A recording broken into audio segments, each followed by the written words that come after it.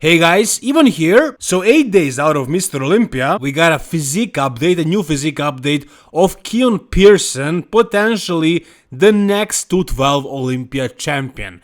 But the real question is it gonna happen this year? Can it happen this year?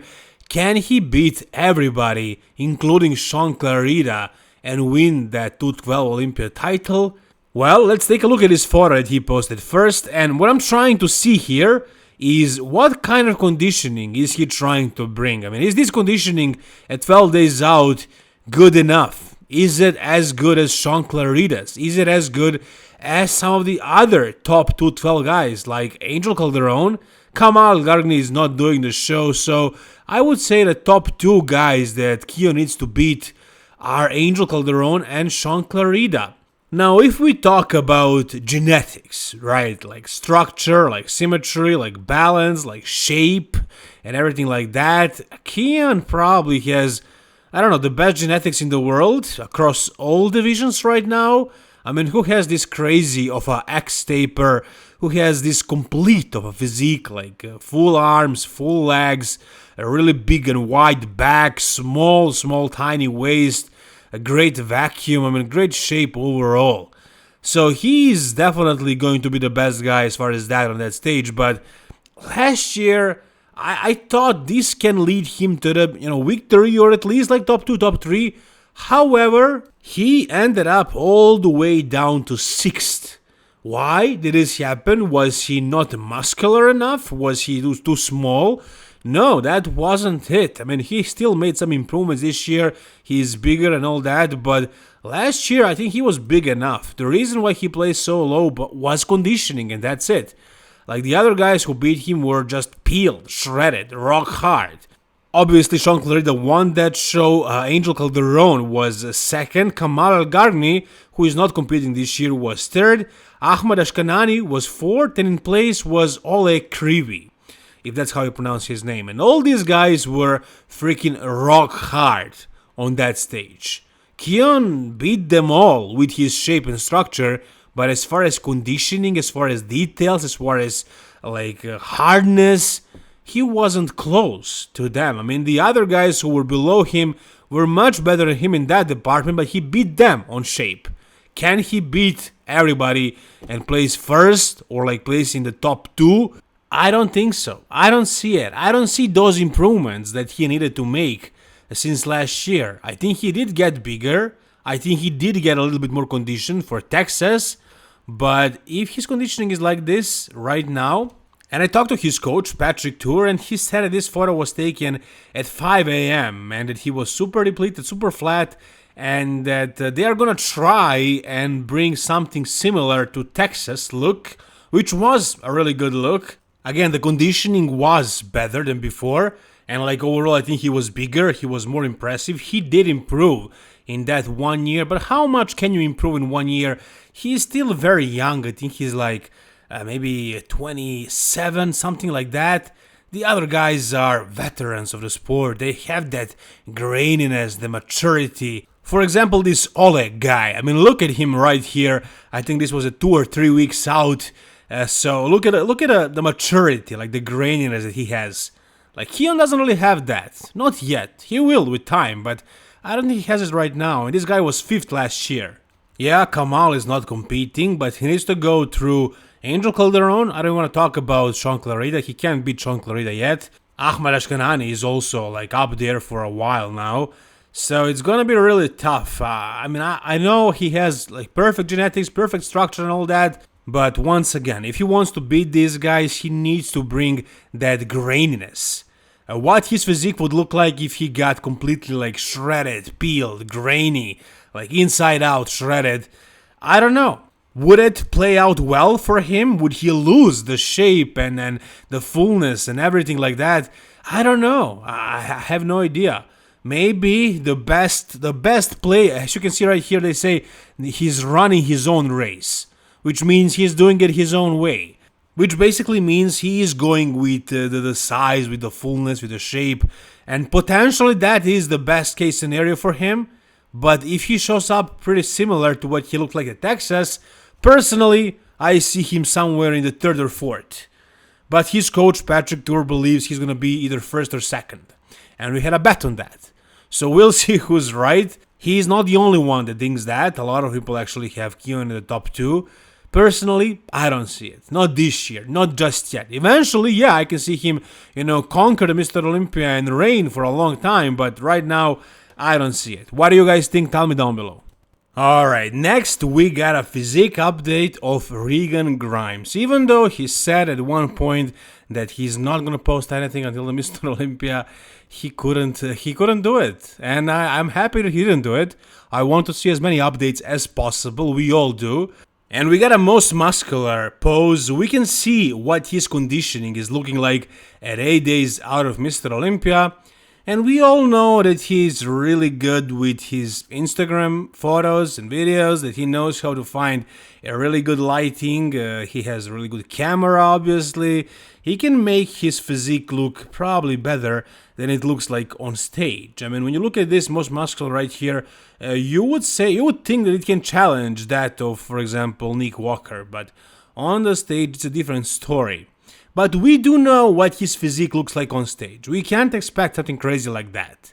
But what we can look at is his conditioning. And his conditioning right here, I think, looks better than the last time we saw him on stage, than in all those previous physique updates prior to those 2 shows he did. I don't think he had this kind of separation in chest, in delts, in arms. I don't think he was this shredded. I think he's showing a lot more details, a lot more graininess. I think he's drier. Maybe this was the game plan all along. Like maybe they were just planning on peaking the best for the Mr. Olympia, for bringing his absolute best on that show. And the way it looks like right now, I think it looks very good. Let's talk placement of Regan Grimes. And earlier I said that this guy is not going to be in that top 10. I said that he's going to place top 15 best case scenario. And this year, yeah, it's going to be really tough to crack the top 10. Like really, really tough. I mean, the guys today in that top 10 are freaking crazy. Like Andrew Jack, he's going to be 6th. And then who we going to have? Hunter Labrada, Michal Križo. And that's already top 8. I mean, is that it? Like, are there only 2 more bodybuilders that can beat Regan Grimes? I don't think so. I mean, he does look great here, and he does have phenomenal structure and shape. So maybe, like, if he is really conditioned and he doesn't lose any size, maybe he can make a surprise and do something similar to what Rafael Brandao did last year. He was also much smaller than everybody, but he was in a really good shape, and he has really good aesthetics. And Regan has those things. I mean, he has shape and aesthetics. We'll see about the condition. If it is good, maybe he can surprise. He also has a phenomenal back. Not just the back itself, but the back poses. Like his hamstrings are absolutely nuts. Glutes as well. The adductors from behind. He can pop out the glutes and he can actually pop out the adductors. And then he can make his back look really good. And it really suits him, his physique. So like his back shots are really good. From the front, like from the front double, front lat, it's not exactly perfect, but like most muscular is very good. Side poses are decent. And there is that aesthetic factor that can, help him surpass some of the guys who are probably bigger than him. And I think it all depends on how conditioned he is. I think he needs to be more conditioned than he was at Spain and Italy. I think that if he's conditioned the way he was there, he won't be noticed. I mean, there are so many guys who are much more conditioned and just much bigger, and if that is the case, then his aesthetics are not going to be enough. But if he's also conditioned and aesthetic, but not the biggest, then maybe he has a chance. That's just the way I see it. I know they're playing their own game. I know Milos has a game plan for Regan, and I know they're going to bring the best that Regan can bring. But that's just my opinion. That's the way how I see it. Whatever you guys think, tell me down below. Alright, next we got an update of John Jewett. So you guys probably saw this. This was posted a couple of days ago. So John Jewett is done for this year. He's not even going to do the Mr. Olympia. He qualified for the 212 Olympia by winning Atlanta. But then, like 4 weeks before the Mr. Olympia, he did Legion, where he almost won against Charles Griffin. And what I said in that video, and I feel like John heard me and took my advice. I know he didn't, but it feels like that because I said exactly what he did. And I do know that he watches my channel. Sometimes he comments when I mention him. But basically what I said in that video was, I know that John Jewett is not doing bodybuilding to, I don't know, like win awards in 212. Like, I know he has a very successful business. He's not doing this for money or anything like that. He's doing this to make his physique look as good as possible on stage and just compete on the stage where he belongs. And I thought that he doesn't belong in the 212 anymore, because he really had to suck down and make the weight for 212, and his physique would suffer for it. His physique looked so much better in the open, where he didn't have to, restrict himself, try and make the weight.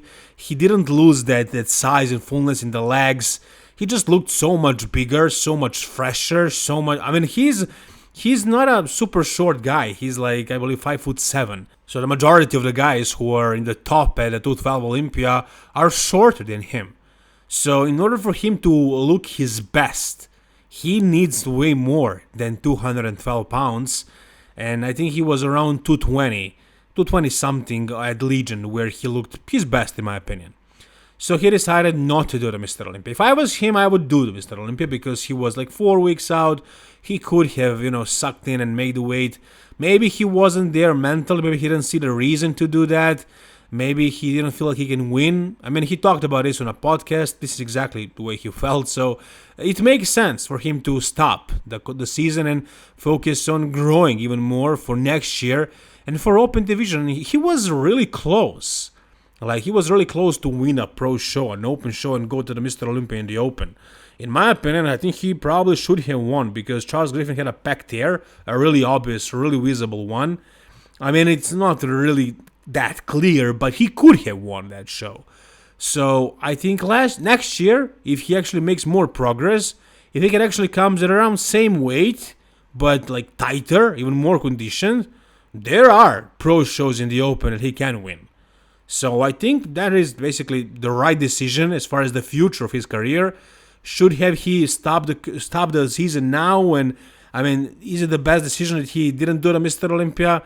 Maybe it is for him, but for us fans, it's not. I was looking forward to seeing him at 212 Olympia, but yeah, I guess we won't get to see that. But hopefully next year we will see him in the open, Mr. Olympia. Who knows? We'll see. Anyways, guys, that's gonna do it for this video. If you guys enjoyed this video, please give it a thumbs up, subscribe for more bodybuilding content like this, and see you soon, guys. Thank you so much. All the best, and bye-bye.